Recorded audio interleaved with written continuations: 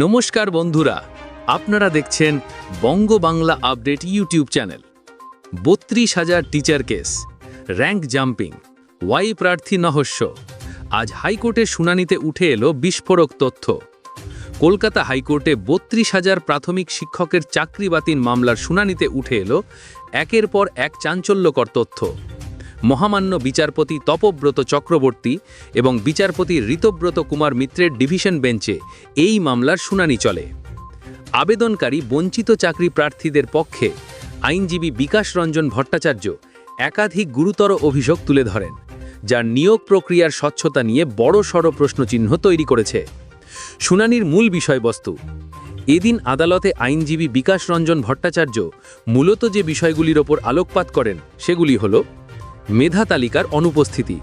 প্রাথমিক শিক্ষা পর্ষদ কোনোদিন সম্পূর্ণ মেধা তালিকা প্রকাশ করেনি, শুধুমাত্র এমপ্যানেলড বা নট এমপ্যানেলড দেখানো হয়েছে, যা দুর্নীতির সুযোগ করে দিয়েছে। Rank jumping. কম নম্বর পাওয়া সত্ত্বেও বহু প্রার্থী চাকরি পেয়েছেন, অথচ বেশি নম্বর পেয়েও আবেদনকারীরা বঞ্চিত হয়েছেন।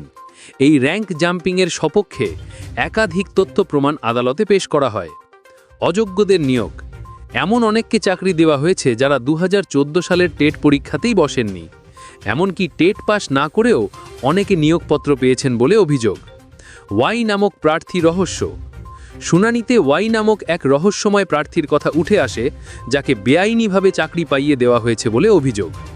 পর্ষদের পক্ষ থেকে জানানো হয়, ফর্ম ফিলআপের সময় ভুলবশত ওই প্রার্থীর নাম ওয়াই হিসেবে নথিভুক্ত হয়েছিল। অস্বচ্ছ নিয়োগ প্রক্রিয়া। অ্যাপটিটিউড টেস্ট এবং ইন্টারভিউ প্রক্রিয়ায় ব্যাপক গরমিলের অভিযোগ আনা হয়েছে। কোনো রকম রেকর্ড ছাড়াই নম্বর বন্টন করা হয়েছে, যা সম্পূর্ণ নিয়ম বিরুদ্ধ। রিল্যাক্সেশন পিরিয়ডের অপব্যবহার। প্রশিক্ষণহীন শিক্ষকদের নিয়োগের ক্ষেত্রে যে রিল্যাক্সেশন পিরিয়ড বা ছাড়ের সময়সীমা ছিল, তার অপব্যবহার করা হয়েছে। সময়সীমা পেরিয়ে যাওয়ার পরেও নিয়ম ভেঙে নিয়োগ চলেছে। বিচারপতির পর্যবেক্ষণ এবং পরবর্তী পদক্ষেপ। আদালত এই সকল অভিযোগ অত্যন্ত গুরুত্ব সহকারে শুনেছে। বিচারপতি জানান, নিয়োগ প্রক্রিয়ায় এত বড় দুর্নীতির অভিযোগ থাকলে তা এড়িয়ে যাওয়া সম্ভব নয়। পর্ষদের ভূমিকা এবং নিয়োগের স্বচ্ছতা নিয়ে একাধিক প্রশ্ন তোলেন তিনি।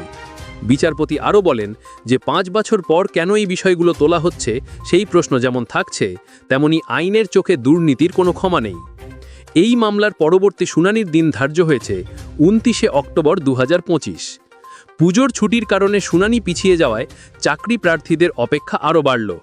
তবে আদালত যেভাবে বিষয়টির গভীরে গিয়ে তদন্ত করছে, তাতে বঞ্চিত চাকরি প্রার্থীরা সুবিচার পাওয়ার আশায় বুক বাঁধছেন।